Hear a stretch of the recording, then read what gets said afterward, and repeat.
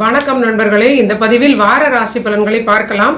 இந்த வாரம் தொடங்கக்கூடிய நாள் ஜூலை மாதம் 4ஆம் தேதி தொடங்கி ஜூலை மாதம் 10ஆம் தேதி வரை இந்த ஒரு வாரத்திற்கான 7 நாட்கள் கூடிய பலன்களை மேஷம் முதல் மீனம் வரை பார்த்து விடலாம்.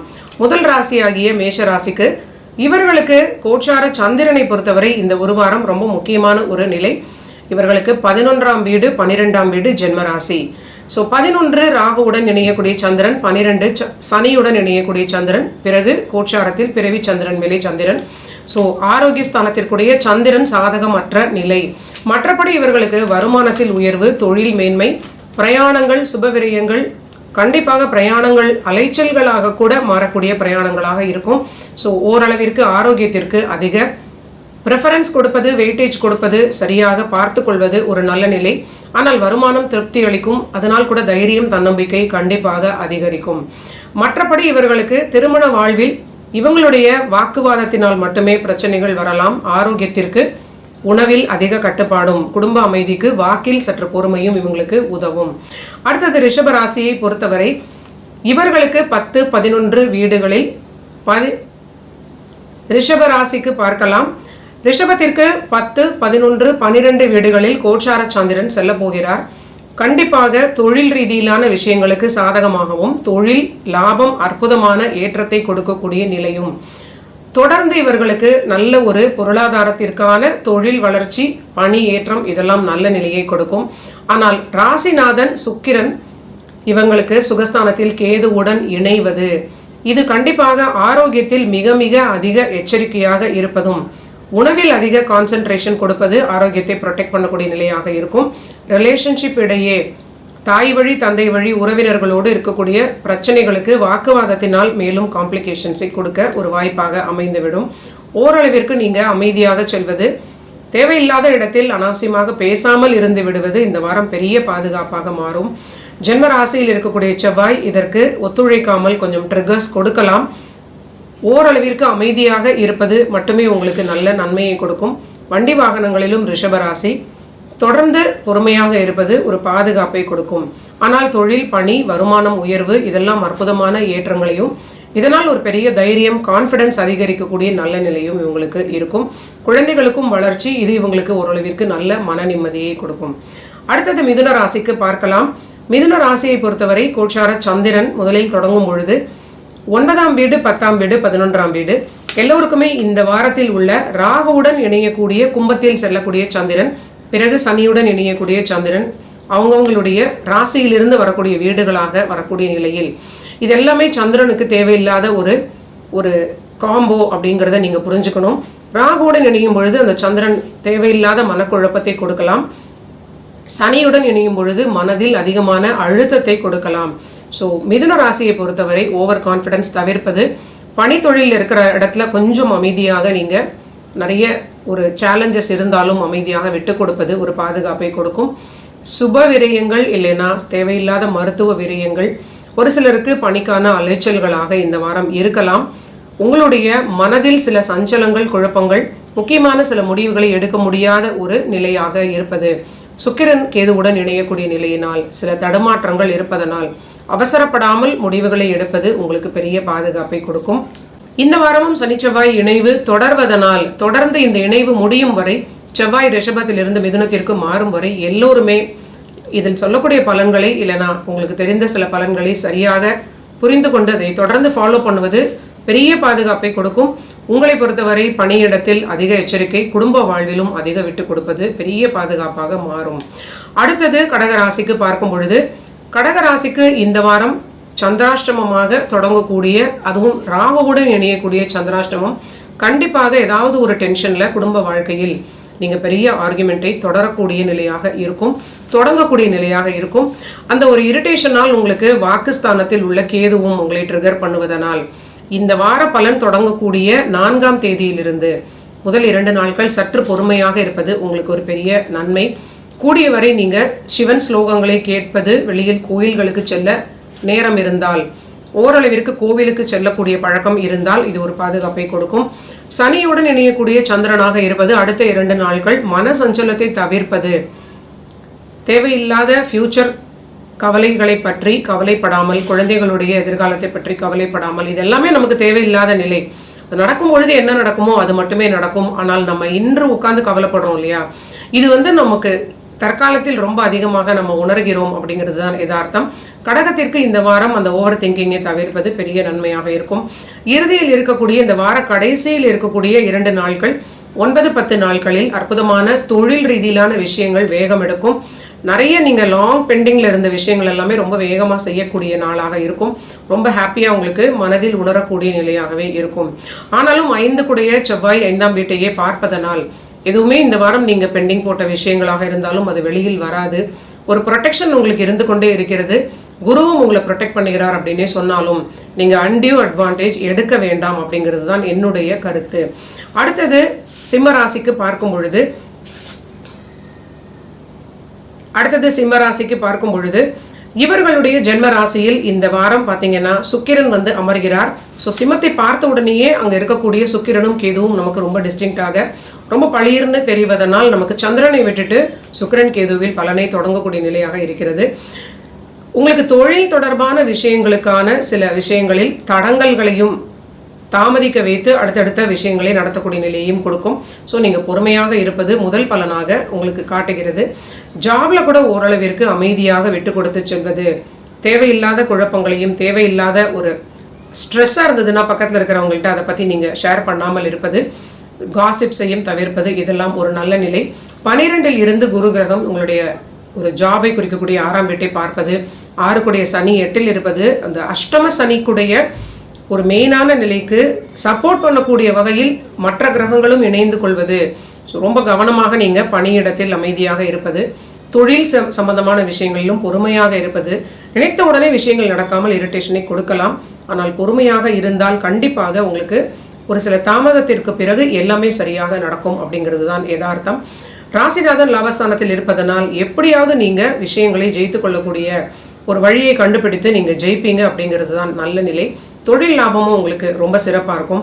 முக்கியமாக இரிட்டேஷனை குடும்பத்தில் காட்டுவதனால் வாக்குவாதம் வரலாம். கொஞ்சம் நீங்கள் அமைதியாக இருப்பது, குடும்பத்தில் ஆர்கியூ பண்ணாமல் இருப்பது ஃபர்தர் ப்ரொடெக்ஷனை உங்களுக்கு குடும்ப ரிலேஷன்ஷிப் இடையே ப்ரொடெக்ஷனை கொடுக்கும். அடுத்தது கன்னி ராசிக்கு பார்க்கும் பொழுது, கன்னி ராசிக்கு இந்த வாரம் முடியக்கூடிய 2 நாளாக வரக்கூடிய 9-10 நாட்களில் சந்திராஷ்டமம் வரக்கூடிய அமையவாக இருக்கிறது. ஸோ முதலில் பார்த்தீங்கன்னா 6ஆம் வீடு 7ஆம் வீடு அப்புறம் 8ஆம் வீட்டு சந்திரன், இது எதுவுமே என்னை பொறுத்தவரை சாதகம் இல்லை. 6ஆம் வீட்டில் நீங்கள் தேவையில்லாத ஒரு பிரச்சனைகளை உத்தியோகத்தில் ஜாப்ல இருக்கக்கூடிய உங்கள் ஆஃபீஸில் நீங்கள் தேவையில்லாமல் யாரை பற்றியும் பேசாமல் அமைதியாக இருப்பது, ரொம்ப ஒரு கோபத்தை காட்டாமல் இருப்பது, ஏதாவது அவங்க உங்களை ஒரு அதிக வேலையை உங்களை மேலே சுமத்தலாம், பணிச்சுமை அதிகமாக இருக்கலாம், இதெல்லாமே கொஞ்சம் நீங்கள் அனுசரித்து செல்வது நல்ல நிலை. மற்றபடி 7ஆம் வீட்டிற்கு சனியுடன் இணையக்கூடிய சந்திரன் கண்டிப்பாக திருமண வாழ்வில் சில பிரச்சனைகளையும் வாக்குவாதங்களையும் கொடுத்தாலும் நீங்கள் பொறுமையாக செல்வது, முடிந்தவரை சண்டைகளை தவிர்ப்பது ஒரு பாதுகாப்பை கொடுக்கும். லாபஸ்தான குரு உங்களுக்கு வருமானம் தொடர்ந்து சீராக இருக்கும். அதனால் இருக்கக்கூடிய ஃபினான்ஷியல் செக்மெண்ட்ல இருக்கக்கூடிய ஒரு பாதுகாப்பினால் மனதில் ஒரு தைரியமும் மன மகிழ்ச்சியும் கண்டிப்பாக உங்களுக்கு இருக்கும். செவ்வாயுடைய நிலை தந்தை ஆரோக்கியத்தில் கண்டிப்பாக கவனம் தேவை. அதிர்ஷ்டம் உதவாது அப்படிங்கிறத நீங்கள் மீண்டும் மீண்டும் ஞாபகம் வைத்துக் கொள்ள வேண்டும். முக்கியமாக சூரியன் புதனுடைய நிலை சுய தொழில் பண்ணக்கூடிய கன்னிராசி நண்பர்களுக்கு ஓரளவிற்கு நிதானமாக முதலீடுகளில் ஒரு ஃபைனலைஸ் பண்ணிக்கொண்டு அதை சரியாக நீங்கள் மெயின்டைன் பண்ணுவது முக்கியமான நிலை. பேராசைப்படாமல் இல்லை தப்பான அவசர கதியில் முடிவுகளை எடுக்காமல் சுய தொழில் அப்படின்னு பண்ணக்கூடியவங்க எல்லோருமே ரொம்ப அலர்ட்டாக இருப்பது இந்த வாரத்திற்கு உங்களுக்கு மேலும் நன்மைகளை கொடுக்கும். அடுத்ததாக துலாம் ராசியை பொறுத்தவரை இந்த வாரம் உங்களுக்கு சந்திரன் 5, 6, 7 3 வீடுகளில் இருக்கிறார். 5ஆம் வீட்டில் ராகுவுடன் இணைகிறார். உங்களுக்கு தான் எக்ஸாக்டாக அந்த ஓவர் திங்கிங். ஆல்ரெடி 5இல் உள்ள ராகு கிரகம், அது சனி வீட்டு ராகு, கும்பராகு. இது சந்திரனும் அங்கே போய் இணைவதனால் ஏதாவது நீங்கள் யோசிச்சுட்டே இருக்கக்கூடிய நிலையை இது கொடுக்கலாம். கண்டிப்பாக ஒரு அளவிற்கு வயதில் அதிகமாக இருக்கிறவங்களுக்கு ஓவர் திங்கிங் அது ஒரு ஸ்ட்ரெஸ் ஹார்மோன்ஸ் எல்லாம் இன்டியூஸ் பண்ணுதுன்னு சொல்கிறாங்க. ஜோதிடப்படி இந்த நிலையிலெல்லாம் தான் அந்த மாதிரியான சில ஹார்மோன்ஸ் நமக்கு அதிகமாகி ஆரோக்கியத்தை கெடுக்கக்கூடிய வாய்ப்பாக மாறும். தேவையில்லாத விஷயங்களை கண்டிப்பாக நீங்கள் யோசிக்காமல் கடவுளிடம் சரணாகதி பண்ணுவது, உங்கள் கையில் என்னெல்லாம் கண்ட்ரோலில் இருக்கோ அதை மட்டும் நீங்கள் சரியாக கையாள்வது மட்டுமே உங்களுக்கு பெரிய பாதுகாப்பை கொடுக்கும். சந்திரன் 6ஆம் வீட்டிற்கு செல்லும் பொழுது சனியுடன் இணையும் மீன ராசியில் இருக்கக்கூடிய சந்திரன் இந்த மிட் டேஸ்ன்னு சொல்லக்கூடிய 6-7ஆம் தேதிகளில் பணியில் கொஞ்சம் ஒர்க் ப்ரெஷர் அதிகமாக இருக்கலாம். நீங்களும் அனுசரித்து செல்வது உங்களுக்கு ஒரு சில நல்ல விஷயம். நீங்கள் வேலை பண்ணுறீங்க, அவங்க பணம் கொடுக்குறாங்க, எப்படியாவது அதை ஒரு ப்ராப்பரான ஜஸ்டிஃபிகேஷனாக, உங்களுக்கு சாதகமான ஜஸ்டிஃபிகேஷனாக நீங்கள் எடுத்துக்கொள்வது ஒரு பாதுகாப்பை கொடுக்கும். 7ஆம் வீட்டிற்கு சந்திரன் மாறிய பிறகு ஓரளவிற்கு நல்ல நிலை.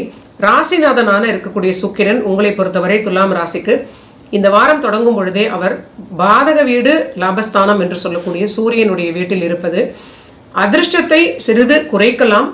இல்லைன்னா வாழ்க்கை துணையுடைய மனநிலையில் சில போராட்டங்களையும் சில குழப்பங்களையும் கொடுக்கலாம். நீங்க தான் விட்டு கொடுக்க வேண்டும். ஏன்னா துலாம் ராசியை பொறுத்தவரை வாழ்க்கை துணைக்கு அவங்களால ஒரு இமோஷனல் பர்ஸ்ட் அவுட் அப்படிங்கிறது ஃப்ரீக்வெண்ட்டாக அவங்களுக்கு இருந்து கொண்டே இருக்கும். நீங்கள் ஓரளவிற்கு அவங்கள ப்ரொவோக் பண்ணாமல் இருப்பதும் ட்ரிகர்ஸ் கொடுக்காமல் இருப்பதும் உங்களுடைய திருமண வாழ்க்கைக்கு குடும்ப வாழ்க்கைக்கும் லாங் ரன்ல பாதுகாப்பை கொடுக்கும். ஆனால் 10ஆம் வீட்டில் உள்ள குரு கிரகம் ஓரளவிற்கு வருமானம் அலைச்சல்கள், சில பிரயாணங்கள் இதையெல்லாம் உள்ளடக்கிய வருமானமாக ஒரு செக்யூர்டான ஒரு வருமானம் சீராக வந்து கொண்டே இருக்கும். அடுத்தது விருச்சிக ராசிக்கு பார்க்கலாம். விருச்சிக ராசியை பொறுத்தவரை 4, 5, 6 வீடுகளில் சந்திரன் செல்ல போகிறார். கண்டிப்பாக ஆரோக்கியத்தில் அதிக அக்கறை தேவை. ஆரோக்கியத்தை நினைத்து மனக்குழப்பங்கள் ஏற்படலாம். இல்லைன்னா உங்களுடைய சுய தொழில் ரீதியிலான சில விஷயங்களால் சில டென்ஷன் அதிகரிக்கலாம். பொறுமையாக இருப்பது, ஆரோக்கியத்தை காம்ப்ரமைஸ் இல்லாமல் எல்லா விஷயங்களையும் பொறுமையாக ஹேண்டில் பண்ணுவது அது ரொம்ப ரொம்ப முக்கியமான நிலை. செவ்வாய் உங்களுடைய ராசிநாதன் 6க்குடையவராகவும் இருந்து அவர் 7ஆம் வீட்டில் இந்த வாரம் முழுவதும் இருப்பது கண்டிப்பாக நீங்க வாழ்க்கை துணையுடைய ஆரோக்கியத்திலும் சிறிது அதிக அக்கறை காட்டுவது நல்ல நிலை. தொழில் ரீதியிலாக இருக்கக்கூடிய நண்பர்கள், முக்கியமாக அரசு பணி, அரசாங்க பணியில் இருக்கிறவங்களுக்கு இந்த வாரம் தொடர்ந்து ஒரு சேலஞ்சிங்கான ஒரு காலகட்டமாக அதிக பொறுப்புடன் அதிக எச்சரிக்கையுடன் இருக்க வேண்டிய நிலையாக இருக்கும். சூரியனுடைய அமர்வும் உங்களுக்கு சரியில்லாமல் 8ஆம் வீட்டில் அமர்ந்து அந்த வீட்டு கொடுத்த புதனும் அங்கு வலுவாக இருந்து 8ஆம் வீட்டு பலத்தை அதிகரிப்பது உங்களை பொறுத்தவரை அரசு பொறுப்பில் இருக்கிறவங்களுக்கு இது கொஞ்சம் ரொம்ப வேலை பழுவாக இருக்கலாம். கொஞ்சம் நீங்கள் எச்சரிக்கையாக இல்லைன்னா ஏதாவது உங்களுக்கு பழி வரலாம். ஸோ கொஞ்சம் நீங்கள் கவனமாக இருப்பது நல்ல நிலை. குரு நல்ல இடத்திலிருந்து உங்கள் ராசியை பார்க்கிறார். ஓரளவிற்கு கடந்த காலகட்டங்களில் இருந்த ஒரு அழுத்தங்கள் கொஞ்சம் கொஞ்சமாக ரிலீஸ் ஆகக்கூடிய நல்ல ரிலீஃப் கிடைக்கும். ஆனாலும் உங்களுக்கு அந்த குரு பாதக குருவாக இருப்பதனால் யாரையும் நம்ப வேண்டாம். அதிகமான தைரியத்தை தவிர்த்து முக்கியமான சில விஷயங்களுக்கு அக்கௌண்டபிளாக இருப்பது ரொம்ப நல்ல நிலை. முக்கியமாக மிட் லைஃப்ல இருக்கிறவங்களுக்கு ஜாப்ல, உங்களோட திருமண வாழ்க்கையில் உங்கள் மனைவி அல்லது கணவர் அவங்கள நீங்கள் ரொம்ப டிஸ்டன்ஸ் போகாமல் கொஞ்சம் இறங்கி விட்டு கொடுத்து போவது நல்ல பலன். குழந்தைகளோடு ரொம்ப வாக்குவாதம் இல்லாமல் சரின்னு விட்டுருங்க, ஓரளவுக்கு மேலே சொல்ல வேண்டாம். அண்ட் அரசாங்கத்தில் இருக்கிறவங்களுக்கும் சற்று பொறுமையாக இருப்பது இந்த வாரம் விருச்சிகத்திற்கு ஒரு பாதுகாப்பை கொடுக்கும். அடுத்தது தனுசு ராசிக்கு பார்க்கலாம். தனுசு ராசியை பொறுத்தவரை சந்திரனுடைய அமர்வு 3, 4, 5 வீடுகளில் 3ஆம் வீடு ராகுவுடன் இருப்பதனால் கண்டிப்பாக வண்டி வாகனங்களில் கொஞ்சம் பாதுகாப்பாக இருப்பது மட்டும் உங்களுக்கு ஒரு பெரிய நிலை, நல்ல நிலை. ஆனால் இது ஒரு நல்ல அதிர்ஷ்டத்தையும் திடீர் தனயோகத்தையும் ரொம்ப கிரியேட்டிவான நிலையினால் ஒரு பெரிய யோகமாக கூட, ஒரு ட்ரேடிங் பண்ணக்கூடியவங்களுக்கெல்லாம் கூட ஒரு பெரிய யோகமான நிலையாக திடீர் யோகத்தை, ஒரு விபரீத ராஜயோகத்தை கொடுக்கலாம். ஸோ இதனால யாரும் ட்ரேடிங் பண்ணிட்டு கண்டிப்பாக என்னை பிளேம் பண்ண வேண்டாம். 4ஆம் வீட்டிற்கு சனியுடன் இணையக்கூடிய சந்திரன், தாயாருடைய ஆரோக்கியம், உங்களுடைய ஆரோக்கியம் இதெல்லாம் கொஞ்சம் நீங்கள் சூழலுக்கு ஏற்றாற் போல பார்த்து கொள்வது நல்ல நிலை. 5க்குடைய செவ்வாய் 6ஆம் வீட்டில் இருப்பது குழந்தைகளுக்கு சில ஆரோக்கிய பிரச்சனையாக இருக்கலாம். ஓரளவிற்கு குழந்தைகளுடைய ஹெல்த்தையும் பார்த்து கொள்வது, பணியில் சில பிரயாணங்கள் அலைச்சல்களை தவிர்க்க முடியாத சில நிலையாக இருந்தாலும் ஏற்றுக்கொள்வது நல்ல நிலை. தந்தையோடு வாக்குவாதம் தவிர்ப்பது நல்ல நிலை.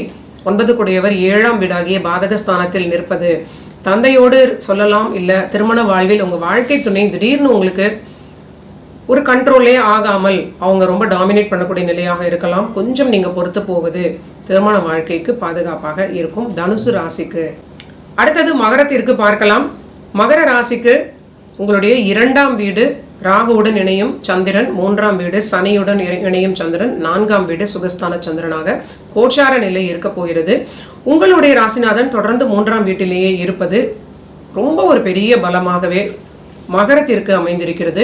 3ஆம் அதிபதியான குருவும் அந்த ஜூன் 2ஆம் தேதியிலிருந்து அந்த சனியை பார்ப்பது கண்டிப்பாக ஜாப்ல நீண்ட நாட்களுக்கு பிறகு வளர்ச்சியை நீங்க உணர தொடங்கி இருக்கலாம். அற்புதமான இடமாற்றம், ப்ராஜெக்ட்ஸ் மாற்றம், அதனால் உயர்ந்த வருமானம், தைரியம், தன்னம்பிக்கை, இதெல்லாம் நல்ல பாசிட்டிவான வளர்ச்சி. ஒரே ஒரு விஷயம், ஆரோக்கியத்திற்கு அதிக ப்ரிஃபரன்ஸ் கொடுப்பதும், திருமண வாழ்வில் வாக்குவாதம் இல்லாமல் இருந்துவிட்டாலே உங்களுக்கு எல்லாமே பெட்டராக இருக்கக்கூடிய நிலையும் மகரத்திற்கு காட்டுகிறது.